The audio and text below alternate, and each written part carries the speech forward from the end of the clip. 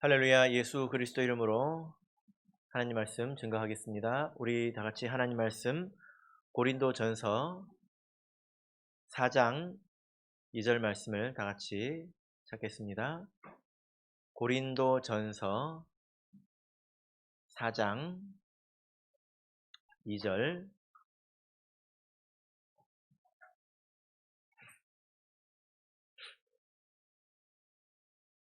네, 우리 같이 읽겠습니다. 시작. 그리고 맡은 자들에게 구할 것은 충성이니라. 아멘. 네, 오늘 이 시간은 충성, 최고의 덕목이라는 제목으로 하나님 말씀을 증거하겠습니다. 우리가 보통 사람들끼리 만나면 처음에 뭘 하죠? 인사를 하지 않습니까? 예. 우리가 사람들끼리 처음 만났을 때 인사를 하는 것이 가장 기본적인 예의입니다. 그래서 이런 말이 있죠. 인사만 잘해도 안 나오네요. 인사만 잘해도 먹고는 산다. 이런 말이 있습니다. 이것은 누군가 인사를 받고 싶어서 그런 꼰대 정신을 가지고 한 이야기가 아니라 사람들끼리는 서로 통해야 한다는 것입니다. 그것이 사람이 사는 거죠. 이것은 위아래 할 것 없이 서로 먼저 인사하는 것이 참으로 하나님 앞에서는 아름다운 것입니다. 그런데 여러분, 군대에서는 어떻게 인사를 하는지 아십니까? 군대에서는 어떻게 인사하죠? 거수경례를 하죠. 이렇게 거수경례를 이렇게 합니다. 근데 그때 구호가 있죠. 어떻게 그냥 이렇게 할까요?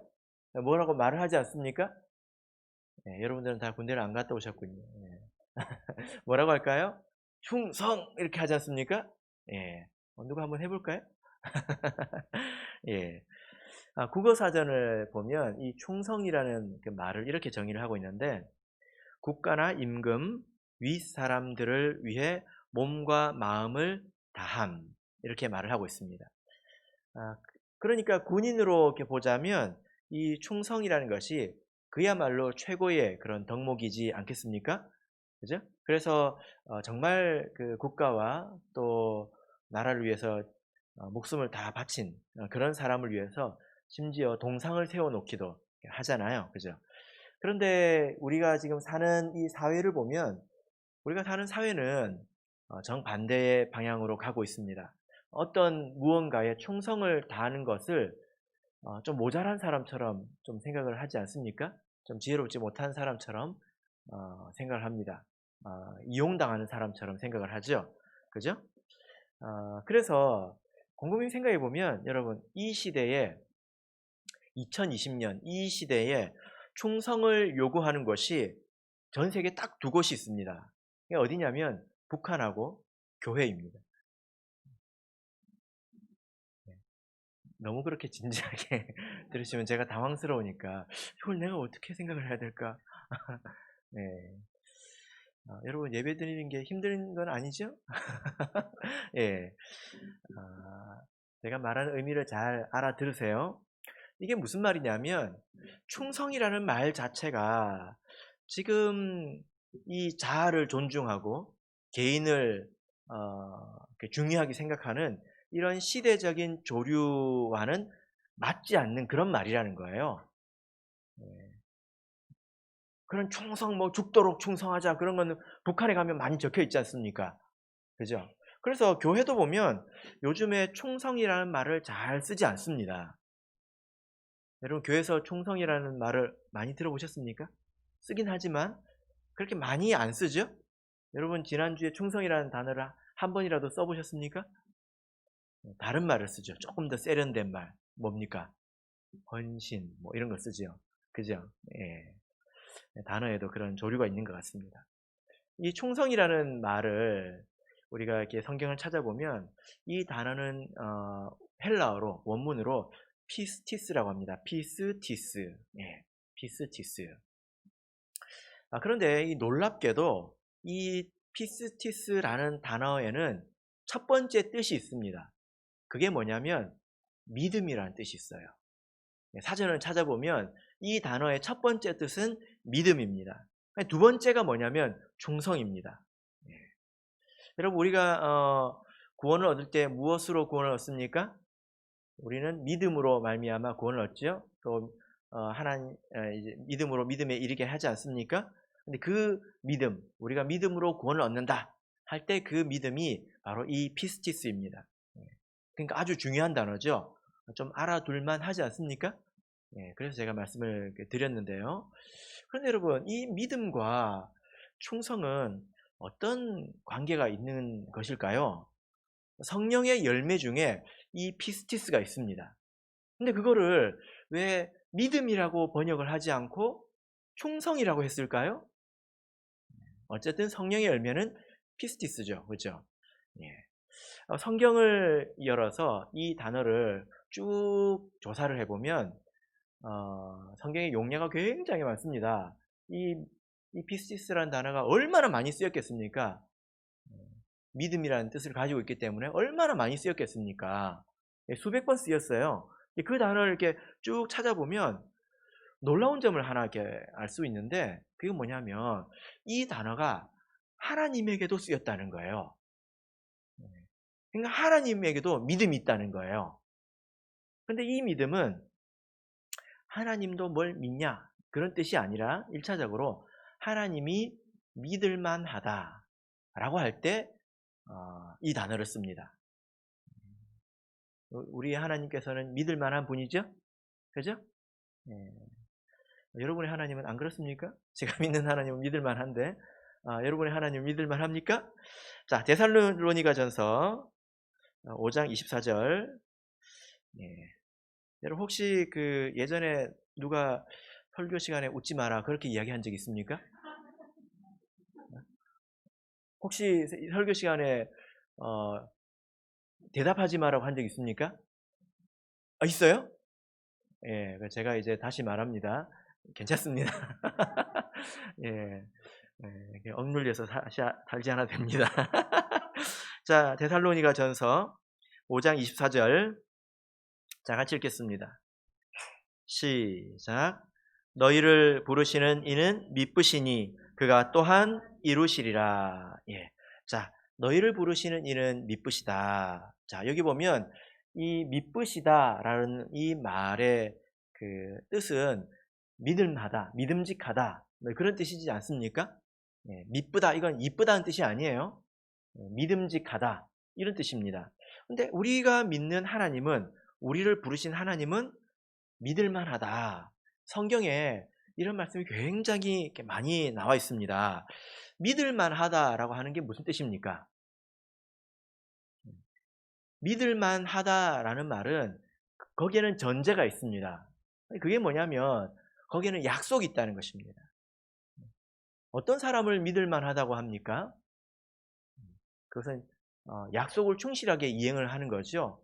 하나님께서 약속하시지도 않은 것에 대해서 해주시지 않는 것을 우리가 하나님은 믿음직하지 못하다, 미쁘시지 않다 이렇게 말할 수는 없는 것 아닙니까? 자, 그래서 23절을 보시면 평강의 하나님이 친히 너희로 온전히 거룩하게 하시고 또 너희 온 영과 혼과 몸이 우리 주 예수 그리스도 강림하실 때에 흠없게 보존되기를 원하노라 이렇게 축복을 하고 있습니다. 이런 것들은 하나님께서 미리 약속하셨던 그런 것들이죠. 그죠? 그래서 우리가 믿는 하나님은 미쁘십니다. 또 다른 말로는 뭐라고 할까요? 신실하시다. 이런 말 쓰죠? 신실하다는 게 무슨 뜻입니까? 믿음직하다는 뜻이에요. 똑같은 말입니다. 그래서 우리가 찬양을 하잖아요. 신실하신 하나님 이런 찬양하지 않습니까? 하나님은 정말 믿음직하다. 어떻게 그렇게 말씀하시고 약속하신 것을 다 이루냐 그런 감동을 가지고 우리가 부르는 찬양이잖아요. 그죠? 자, 이런 의미를 사람에게 적용하는 것입니다. 우리가 하나님을 볼 때 하나님은 신실하시고 미쁘신 하나님이죠. 하나님이 우리를 볼 때 저 사람은 믿을 만하다. 이럴 때 그것이 바로 충성이 되는 것입니다. 그러니까 충성이라고 하는 이 말은 그냥 앞도 뒤도 없이 목숨을 바치고 그런 것이 아니라 하나님이 볼 때 저 사람은 믿을만하다. 그것을 충성이라고 하는 것입니다. 그러니까 성령의 열매 몇 번째입니까? 7번째 열매죠. 예, 이게 몇 번째 열매냐? 사랑과 희락과부터 구구단 처음부터 외듯이 해야 되죠. 그런데 우리가 이것을 충성 그러면 뭔가 그냥 앞도 뒤도 없이 그냥 목숨을 바쳐야 될 것 같고 그런 부담감을 가지게 되는데 그런 것이 아니라 하나님 성령이 충만하게 되면 그 사람은 믿을 만한 사람이 된다. 이렇게 생각을 하시면 어떨까요? 그것이 성경의 전체적인 맥락과 일치하는 것입니다. 자, 그래서 우리가 이 오늘 충성에 대해서 이 믿음직함, 믿을 만함에 대해서 이렇게 배우게 되는데 그 전에 우리는 하나님께 왜 충성해야 될지 먼저 좀 생각을 해 보겠습니다.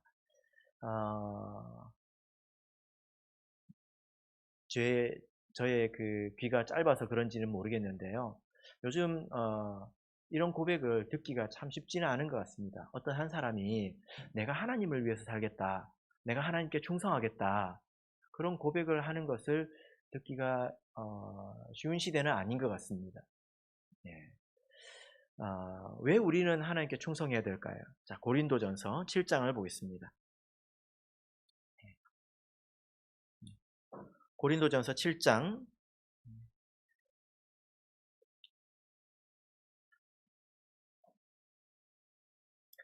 23절 고린도전서 7장 23절 자, 우리 같이 읽겠습니다. 시작. 너희는 값으로 사신 것이니 사람들의 종이 되지 말라. 아멘. 자, 여러분 이 말씀을 보면 하나님께서 우리를 값으로 사셨다 이렇게 말씀을 하고 있죠. 이 말씀의 뜻이 무엇입니까? 이것은 예수님께서 내 죄를 대신 지시고 우리를 구원하셨다. 그래서 우리는 하나님의 것이 되었다. 이런 뜻 아니겠습니까? 여러분들께서는 이 말씀을 믿습니까? 내가 세례를 통해서 예수님께서 내 죄를 사해 주셔서 그래서 내가 하나님의 자녀가 되었다. 이것을 믿으십니까? 예. 우리가 이것을 반드시 믿어야 되죠. 이것을 안 믿는다면 참 큰일이죠. 그리고 그것이 우리가 세례를 통해서 죄사함을 받은 것이 거저된 일이 아니라 우리 예수님께서 갖은 모욕과 또 갖은 고난의 값을 치르고 우리를 사신 것이다. 그렇게 해서 된 일이다. 여러분 이것을 알고 계시죠? 예. 우리가 이렇게 하나님의 백성이 된 것은 절대로 그냥 된 것이 아닙니다. 예. 여러분 그런데요. 그런 말은 함부로 하는 게 아니에요. 무슨 말이냐면 자식들이 그런 말을 하기도 하잖아요. 아주 나쁜 자식들인데 예. 부모가 내가 너를 낳아가지고 이렇게 했잖아. 그러면 자식이 해서는 안 된 말이 무슨 말입니까? 누가 날 낳아달라고 했냐? 이런 말은 하면 안 되죠. 그죠? 엉덩이를 100대는 맞아야 합니다. 예, 우리도 하나님 앞에서 그런 말을 해서는 안 됩니다. 어쨌든 지금 우리가 여기에 있는 것은 하나님께서 예수님께서 피를 흘리시고 갖은 모욕과 우리는 한 번도 경험해보지 못한 그런 고초를 당하시고 그 대가로 우리가 여기에 이르게 되었다라는 것입니다. 자, 그래서 우리가 사람들의 종이 되지 말아야 한다. 왜냐하면 우리는 하나님의 것이기 때문에 사람의 종이 되지 말아야 한다. 이것은 당연한 결과이지 않습니까? 이것이 내용적으로 어려운 이야기는 아닌 것 같습니다. 자, 그래서 우리 로마서 14장을 보겠습니다. 이것이 마땅한 성도들의 고백이지요. 로마서 14장 8절 자, 읽겠습니다. 로마서 14장 8절 같이 읽겠습니다. 시작. 우리가 살아도 주를 위하여 살고 죽어도 주를 위하여 죽나니 그러므로 사나 죽으나 우리가 주의 것이로라. 우리가 이 고백을 할 수 있어야 되지 않겠습니까?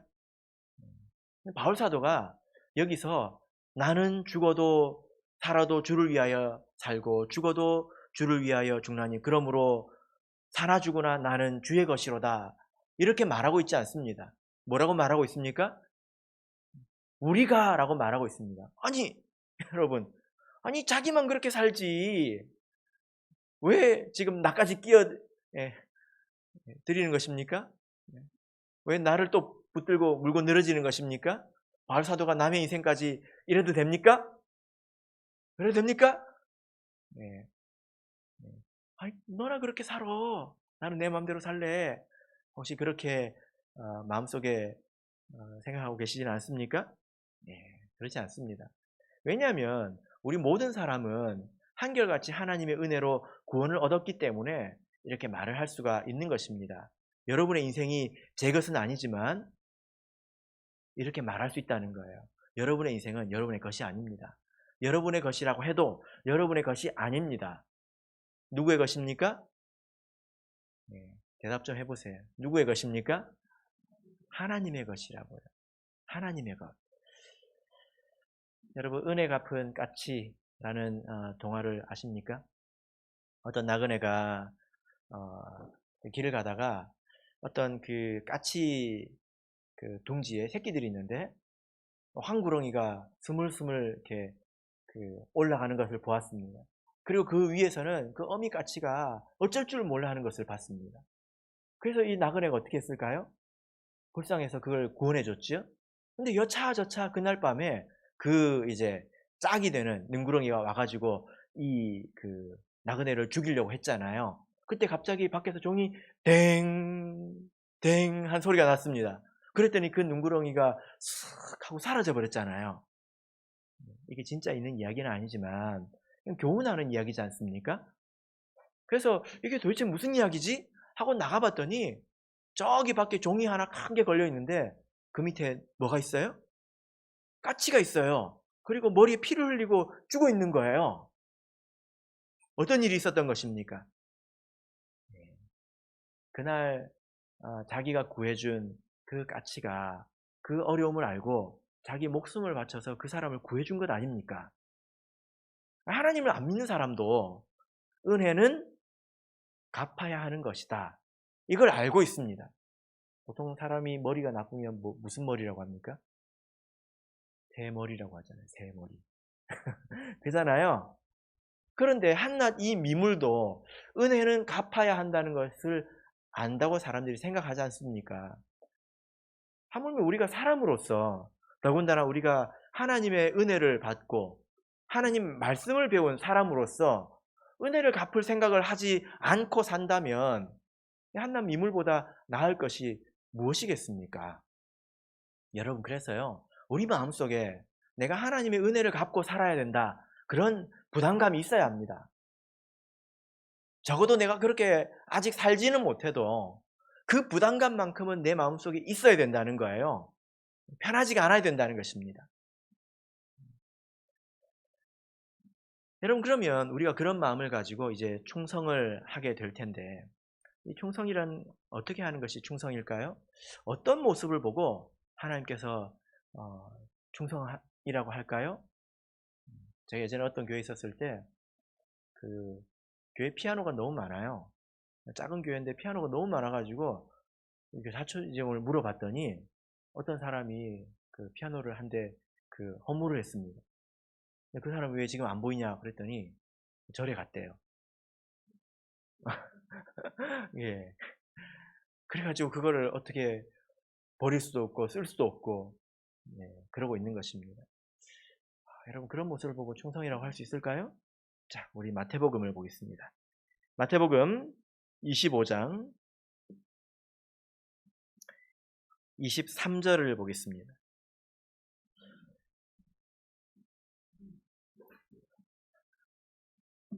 마태복음 25장 23절. 자, 같이 읽겠습니다. 시작. 그 주인이 이르되 잘하였도다 착하고 충성된 종아 내가 작은 일에 충성하였음에 내가 많은 것으로 내게 맡기리니 내 주인의 즐거움에 참여할지어다 하고 자 여기 보면 예수님께서 야, 너 참 충성되다. 착하고 충성되다 하고 예수님께서 인정한 그런 사람들이 있습니다. 이 사람들은 달란트의 비유 가운데 등장하는 그런 사람인데요. 이 비유의 내용을 보면 자, 14절 한번 보시겠습니까? 14절을 보면 또 어떤 사람이 타국에 갈제 그 정도를 불러 자기 소유를 맡김과 같으니 각각 그 재능대로 하나에게는 금 5달란트를 하나에게는 2달란트를 하나에게는 1달란트를 주고 떠났더니 그러니까 어떤 주인이 그 사람의 재능대로 자기의 소유를 맡기고 주인은 어떻게 했습니까? 떠났다는 거예요. 있습니까? 없습니까? 그 눈앞에 있습니까? 없습니까? 없어요. 주인이 보입니까? 안 보입니까? 안 보이죠? 그죠? 주인이 없을 때 그들의 행위를 놓고 하는 것입니다. 자, 그래서 칭찬받는 사람의 행위가 무엇입니까? 16절 같이 읽어보겠습니다. 16절 시작. 5달란트 받은 자는 바로 가서 그것으로 장사하여 또 5달란트를 남기고 이 충성된 사람들은 어떻게 했다는 것입니까? 주인이 보이지 않는데 좀 쉬었다 가도 되지 않습니까? 그런데 이 사람들은 바로 갔습니다. 보이지 않는데도 바로 갔습니다. 그리고 무엇을 했습니까? 그것으로 장사를 했습니다. 그런데 여러분, 이 장사라고 하는 것이 굉장히 스트레스가 많은 거 아시죠? 하루하루가 사실 스트레스입니다. 되면 되는 대로, 안 되면 안 되는 대로 스트레스 받는 것이 이 장사입니다. 그런데 이 충성된 사람들은 주인이 보지 않는데도 그 일을 묵묵히 감당했다는 것입니다. 그러니까 나중에 돌아왔을 때 그들이 남긴 그 결과를 보니까 이 주인께서 칭찬하신 것은 5달란트라서 2달란트라서 칭찬한 게 아닙니다. 주인이 보지 않는 상태에서도 그 사람들이 어떻게 살았는지, 주인을 어떻게 생각하고 어떻게 살았는지 그 모습을 보니까 주인 마음이 너무 감동되는 거예요. 어떤 마음인지 아시겠죠? 그죠? 보이지 않는 곳에서 그렇게 한결같은 모습이 참으로 믿을 만하다. 그것을 보고 충성되다고 한 것입니다. 여러분, 어, 하나님은 다 아시지 않습니까? 고린도 후서를 보겠습니다. 고린도 후서 1장 18절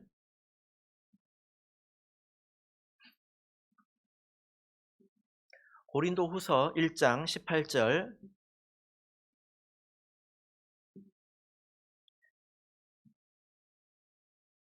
자, 우리 같이 읽겠습니다. 시작. 하나님은 미쁘시니라 우리가 너희에게 한 말은 예하고 아니라 함이 없노라. 여러분 여기서 우리가 믿는 하나님은 미쁘시기 때문에 우리 성도도 그래야 된다는 거예요. 근데 예하고 아니라 함이 없노라. 이 말의 뜻이 무엇일까요? 앞에서 예 해놓고 뒤에 가서 아닌데 하는 일이 없다는 것입니다.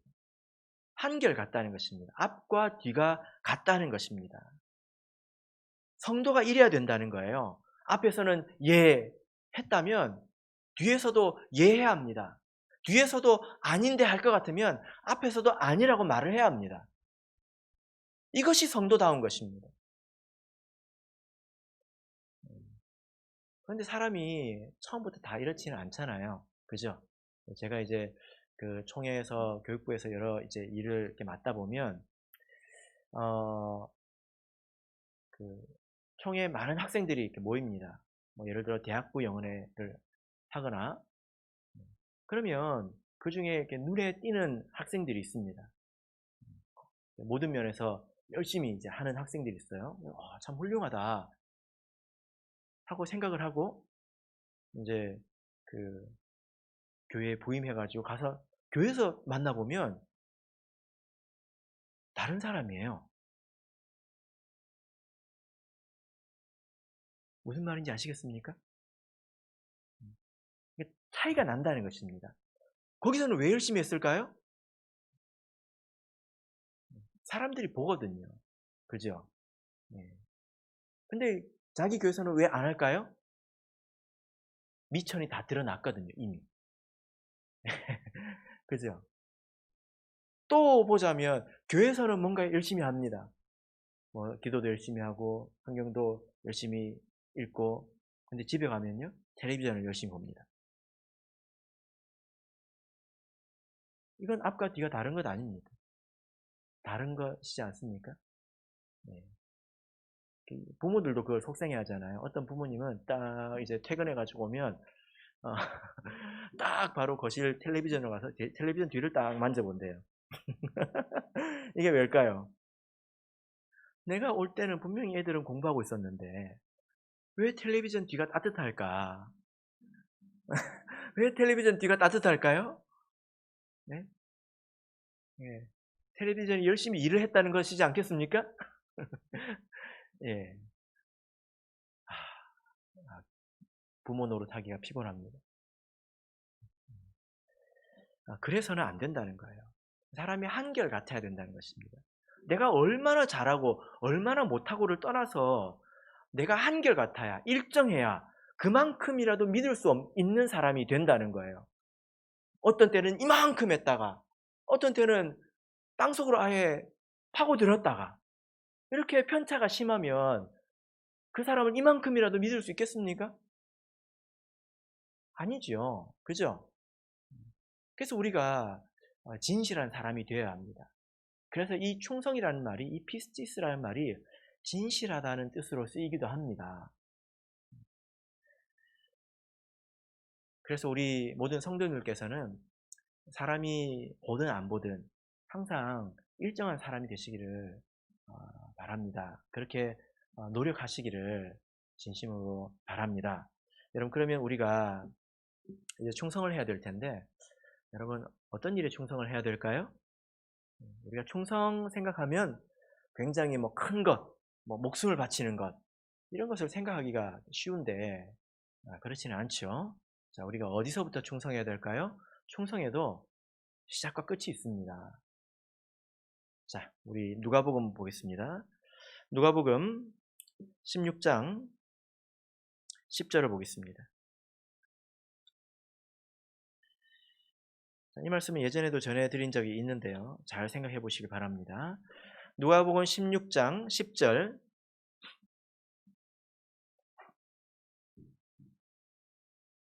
누가복음 16장 10절. 같이 읽겠습니다. 시작. 지극히 작은 것에 충성된 자는 큰 것에도 충성되고 지극히 작은 것에 불의한 자는 큰 것에도 불의하니라. 예.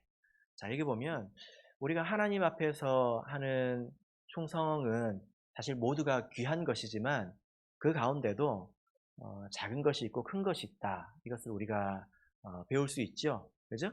예, 작은 것에 충성된 자, 또 작은 것에 한결된 사람은 큰 것에도 한결될 수 있다는 것입니다. 근데 작은 것에 한결되지 못한 사람은, 오락가락 하는 사람은 결국 큰 것에도 한결 같을 수 없다는 것입니다. 자, 그러면 여러분 여기서 작은 것에 대해서 이 말씀이 우리에게 가르쳐주고 있는데요. 작은 것이 무엇일까요? 무엇이 작은 것이고 또 무엇이 큰 것일까요? 자, 우리 16장 9절부터 이렇게 보시면요. 9절부터 13절까지 제가 읽겠습니다. 9절. 내가 너희에게 말하노니 불의의 제물로 친구를 사귀라. 그리하면 없어질 때에 너희가 영원한 처소로 너희를 영접하리라. 지극히 작은 것에 충성된 자는 큰 것에도 충성되고 지극히 작은 것에 불의한 자는 큰 것에도 불의하니라. 너희가 만일 불의한 재물에 충성치 아니하면 누가 참된 것으로 너희에게 맡기겠느냐? 너희가 만일 남의 것에 충성치 아니하면 누가 너희의 것을 너희에게 주겠느냐? 집 하인이 두 주인을 섬길 수 없나니 혹 이를 미워하고 저를 사랑하거나 혹 이를 중히 여기고 저를 경히 여길 것임이니라. 너희가 하나님과 재물을 겸하여 섬길 수 없느니라. 이 말씀을 들으셨던 기억이 나십니까? 자, 여기 보면 지극히 작은 것이 무엇인지를 말씀을 하고 있는데요. 자, 9절에 보면 불의의 재물로 친구를 사귀라. 이 말은 불의의 재물이라는 것은 불의한 일을 통해서 얻은 재물을 말하는 것이 아니라 이것은 세상의 재물, 곧 돈을 말하는 것입니다. 돈을 말하는 것입니다.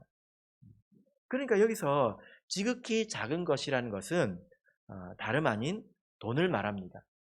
우리가 생각할 때 하나님을 위해서 뭐 청소도 할 수 있고 뭐도 할 수 있고 그런데 돈을 쓰는 것은 좀 힘든 일이다. 이렇게 생각을 했다면 그건 사실 잘못 생각한 거예요. 그런 사람의 다른 충성은 사실 한계가 같지 않습니다. 말씀대로 보자면 그렇다는 거예요. 돈으로 하는 것이 하나님이 보시기에 지극히 작은 것입니다. 그러나 이것이 값싸다는 것은 아닙니다. 왜냐하면 돈으로 하는 것이 가장 간편하고 쉽게 하는 일이기 때문에 그래요. 돈이 있다는 전제하에서 그렇습니다. 예를 들어 돈이 있다는 전제하에서 어떤 사람에게 밥을 지어주는 것이 편하겠습니까? 아니면 밥을 사주는 것이 편하겠습니까? 어느 것이 더 쉽습니까? 사주는 것이 편하죠. 그죠? 예전에 어떤 목사님이 천안교회에 왔는데요. 그분이 교회 돈을 너무 아끼시는 분이라 가지고 밖에서 절대 안 먹으려고 그러시더라고요. 그래서 그러면 교회에서 밥을 해야 되잖아요. 어떤 자매님이 목사님한테 그러더라고요. 목사님, 교회에서 하는 게 돈이 더 많이 들어요. 수고도 많이 들고 돈도 많이 들고 그렇다는 것입니다. 그렇다고 돈으로 하는 어떤 일들이 값싸다 그런 것은 아닙니다. 어쨌든 이것도 충성이죠. 근데 이것을 통해서 우리가 배워보자면 만약에 우리가 하나님 앞에서 돈 문제를 극복하지 못했다면 우리는 충성하는 사람이 아니라는 거예요. 우리는 충성과 불충성의 경계에서 갈등하는 사람이라는 것입니다. 우리가 적어도 충성하는 사람이 되려면 돈 문제는 극복해야 된다는 것입니다. 그래서 누가복음 16장 13절을 보십시오. 이렇게 말씀하고 있지 않습니까? 집 하인이 두 주인을 섬길 수 없나니 혹 이를 미워하고 저를 사랑하거나 혹 이를 중히 여기고 저를 경히 여길 것임이라. 너희가 하나님과 재물을 겸하여 섬길 수 없느니라. 둘 중에 하나 선택해라. 그래서 돈에 대해서 매여 있는 사람은 하나님에 대해서 자유롭겠죠? 하나님에 대해서 매여 있는 사람은 돈에 대해서 자유로울 것입니다. 여러분 이 말씀에 대해서 오해하지 마시기 바랍니다. 우리 참예수 교회는 아주 유명한 교회예요. 뭘로 유명한지 아십니까? 헌금 강요하지 않기로 유명한 교회입니다. 그걸로 아주 유명한 교회죠. 그죠? 그래서 이런 말씀도 여러분들께서 들으셔야 합니다. 만약에 우리가 하나님 앞에서 헌금하는 것, 또 하나님께 11조를 드리는 것, 이 문제를 극복하지 못했다면 나는 충성과 불충성 사이에서 갈등하는 사람이라는 거예요. 그 사람이 예를 들어 내가 이것도 하고 저것도 했다. 내가 다른 것으로 몸으로 뭔가를 섬겼다. 잘 돌아보십시오. 그것이 정말 한결같았는지 한번 돌아보십시오. 그렇지 않을 것입니다. 우리 교회는요. 뭐 일반 교회처럼 성직을 받을 때 돈을 내라고 하지 않습니다. 돈을 줬으면 줬지 돈을 내라고 하지 않습니다. 그리고 없는 돈을 절대 강요하지 않습니다. 이런 말씀을 듣고 내가 하나님과 돈 앞에 어떤 사람인지 스스로 한번 저울질 해보라고 제가 이런 말씀을 드리는 것입니다. 내가 충성하겠다라고 결심을 했다면 돈 문제는 극복해야 돼요. 그것이 참으로 시작한 것입니다. 그런데 여러분, 우리가 이렇게 지극히 작은 것에 만족하고 있을 수는 없지 않습니까? 이 말씀을 여러분 오해해서 듣지 마세요. 그 말이 그 말이지. 그 말이 그 말인 게 아니에요. 제가 한 말 그대로입니다. 네. 하나님께서 과부의 두렙돈을 어떻게 여겼는지 여러분 생각해 보세요. 사실 개인으로 보자면 여러분 한 사람이 하는 것은 있어도 없어도 교회는 그만입니다. 뭉치면 크겠지만. 그죠? 여러분 개인적으로 그렇게 들으셔야 합니다. 내가 어떤 사람인가? 하나님과 돈 앞에 어떤 사람인가?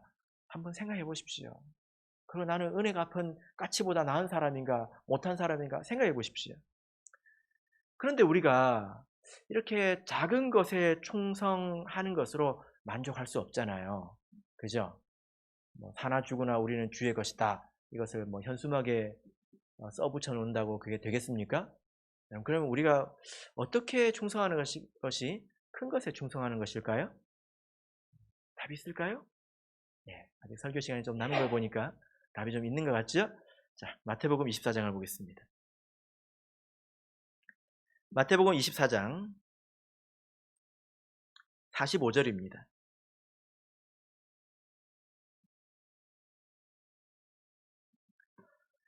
마태복음 24장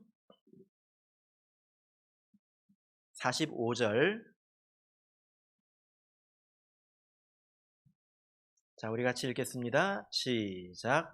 충성되고 지혜 있는 종이 되어 주인에게 그 집 사람들을 맡아 때를 따라 양식을 나눠줄 자가 누구뇨? 예, 지금 예수님께서 이런 사람 좀 어디 없냐 하고 지금 찾고 있습니다. 여기서 주인이 기다리고 있는 사람은 아주 충성된 사람인데 어떤 사람일까요? 네, 어떤 일을 했길래 이렇게 충성되다고 인정받고 있을까요? 네, 이 사람은 그 집 사람들에게 때를 따라 양식을 나누어 주는 사람입니다. 이 말이 다 중요해요. 그 집 사람은 누구일까요? 우리 하나님의 성도들을 말합니다. 교회 하나님의 백성들을 말하죠. 그죠? 네. 그리고 양식은 무엇을 말할까요? 하나님의 말씀을 말합니다. 권면의 말씀을 말하죠. 그런데 이것을 이 양식을 아무 때나 주는 것입니까? 그게 아니라 때를 따라 준다는 거예요. 때를 따라. 이게 어렵습니다. 때를 따라만 없으면 우리가 옆에 가가지고 성경책을 그냥 읽어주면 되겠죠? 그죠? 그런데 때를 따라가 있으니까 아주 어려운 거예요. 때를 따라가 무슨 말입니까? 여러분, 삶에는 다양한 때가 있지 않습니까? 그죠? 어렸을 때, 또 컸을 때, 결혼을 하기 전에, 결혼을 하고 나서, 아이를 키울 때, 아플 때, 취직을 해야 될 때, 고통 가운데 있을 때, 마음이 괴로울 때, 여러 가지 때가 있지 않습니까? 그런 때에 따라서 그 사람에게 안성맞춤의 말씀을 탁 주는 것입니다. 이런 일을 우리 교회에서 뭐라고 그럴까요? 바로 양육이라고 합니다. 양육. 그래서 우리 성도를 성도답게 양육하는 일을 말하죠. 바로 이 일이 가장 충성된 일입니다. 자, 요한복음 21장을 보겠습니다. 여기 보면 아주 유명한 말씀이 있는데요. 자, 요한복음 21장 15절부터 보겠습니다.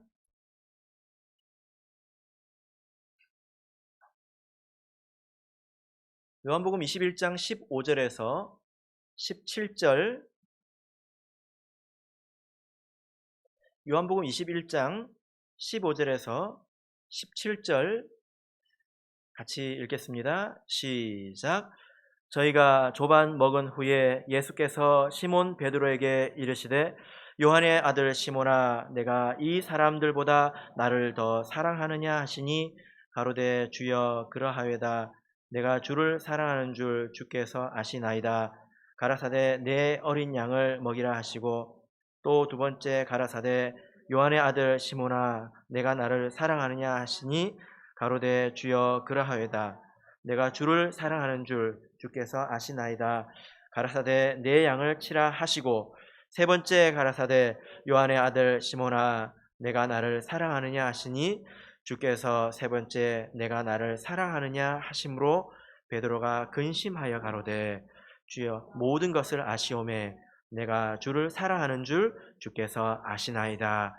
예수께서 가라사대 내 양을 먹이라. 예, 여러분, 예수님께서 베드로에게 네가 나를 사랑하느냐 이렇게 물으셨습니다. 지금 여러분에게 이렇게 묻고 계시지 않습니까? 네가 나를 사랑하느냐? 예. 그 사랑하는 자, 예수님께서도 그 사랑을 알고 있습니다. 베드로가 진실로 예수님을 사랑하는 것을 알고 있습니다. 그래서 그 사랑하는 자에게 부탁하신 것이 무엇입니까? 예, 내 양을 먹이라, 내 양을 치라, 예, 또 내 어린 양을 먹이라 이렇게 말씀을 어, 부탁을 하셨죠. 그죠? 여기 보면 다양한 양이 있습니다. 큰 양이 있고 또 어린 양이 있습니다. 또 먹이는 일도 있고요. 또 특별한 보살핌도 있습니다. 우리가 하나님을 참으로 이렇게 사랑하는 사람이라면 우리가 이런 일을 마음에 품을 수 있어야 합니다. 우리가 다 할 수 있는 일이에요. 여러분, 우리가 이렇게 어떤 사람을 양육하려면, 도우려면 우리가 하나님 말씀을 잘 알아야 되지 않겠습니까? 어떤 사람들은 정말 성도를 사랑하는 마음으로 가가지고요, 흐트러 놓습니다. 그 믿음을. 말씀을 몰라서 그런 거예요. 마태복음 13장을 보겠습니다. 마태복음 13장 52절.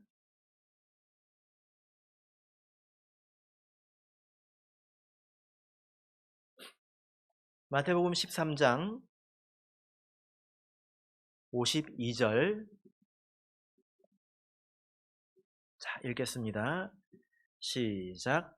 예수께서 가라사대 그러므로 천국의 제자된 서기관마다 마치 새 것과 옛 것을 그 곳간에서 내오는 집주인과 같으니라. 예. 자, 여러분 여기 보면 하나님께서 귀하게 여기시는 그런 사람은요. 그래서 충성된 일을 할 수 있는 사람은 새 것과 옛 것을, 이것은 신약과 구약을 말합니다. 그것을 곳간에서 자유자재로 꺼내어서 각 사람의 필요에 따라서 공급할 수 있는 사람을 말해요. 우리가 정말 이런 충성됨을 원한다면 내가 하나님 말씀을 배우고 읽는데 헌신해야 되겠다. 내가 그 일에 내가 힘을 쏟아야 되겠다. 이런 마음을 우리가 먼저 가져야 합니다. 그런데 성경만 알아서 됩니까? 성경만 알아서는 안 되죠. 옆 사람이 지금 무슨 생각을 하고 있는지, 무슨 고민이 있는지, 그 사람에 대해서 관심을 가지고 살펴야 내가 말씀을 줄 수 있지 않겠습니까? 하나님은 그걸 원하신다는 것입니다. 여러분, 양이라고 하는 것은 자기 앞을 잘 보지 못합니다.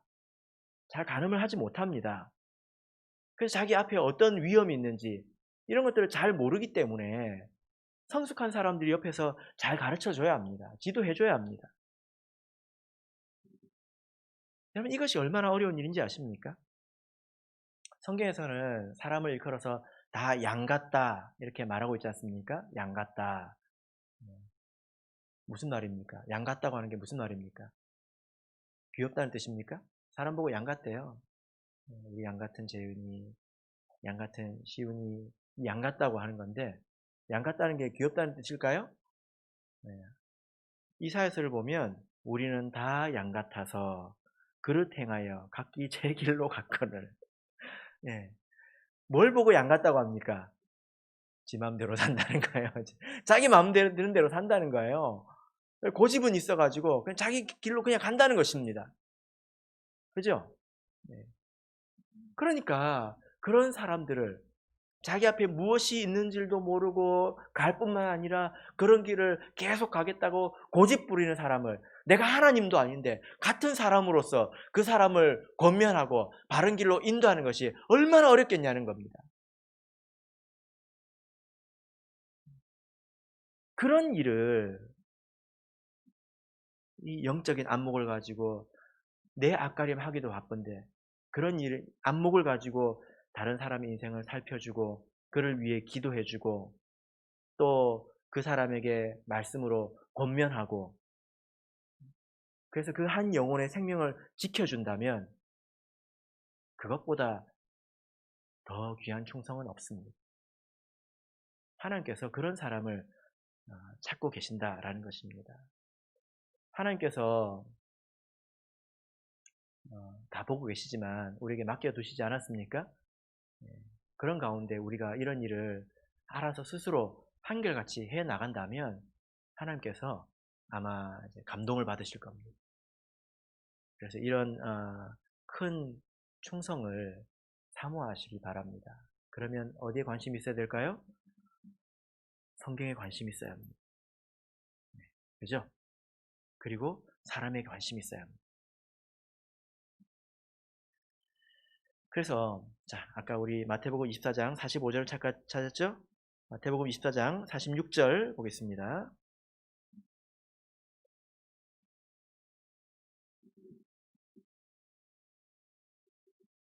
마태복음 24장 46절 읽겠습니다. 시작. 주인이 올 때 그 종에 이렇게 하는 것을 보면 그 종이 복이 있으리로다. 이렇게 하는 것을 보면 복이 있습니다. 이렇게 충성하는 것을 보면 복이 있습니다. 여러분 그래서 칭찬받고 싶으시죠? 사람들에게도 인정받고 싶으시죠? 어떤 인정을 받고 싶으십니까? 이런 칭찬받기를 사모하시길 바랍니다. 저 사람은 한결같다. 1년 365일 살다 보면 궂은 날도 있고 뜨거운 날도 있습니다. 근데 저 사람은 기도의 자리에 한결같이 있다. 그리고 저 사람은 예배 자리에 한결같이 있다. 섬김의 자리에 한결같이 있다. 한결같은 사람이라고 불리우는 영광을 누리시길 바랍니다. 하나님께서도 그것을 기뻐하신다는 겁니다. 말씀의 결론 맺겠습니다. 요즘 세상은 개인을 존중하기 때문에 충성이라고 하는 말을 싫어합니다. 충성도 내가 선택해서 충성하는 것이지 누군가가 충성을 강요하는 것을 싫어합니다.